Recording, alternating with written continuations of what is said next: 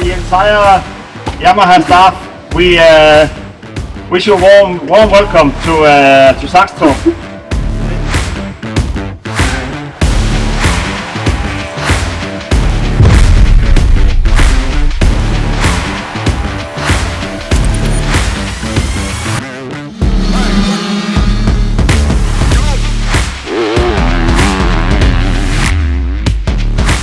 Mike, so you still have the control? Yep, exactly.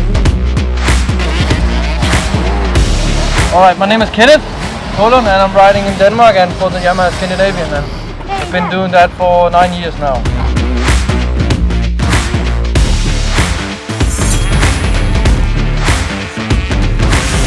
Ja, jag heter Olle Mårtensson och jag kör för Yamaha och Scandinavia också och har kört för dem i 2 år.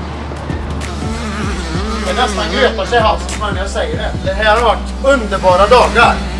Stort tack Daniel, för vi har gjort ett jättebra jobb tillsammans. Nu kan du ta det på danska. Tack så jättemycket! Ja, jamen, mange tak, og jeg synes alle, både svenske, danske og norske, har gjort en kæmpe indsats. Har ni haft skoj? Ja! Det är det viktiga. Ja.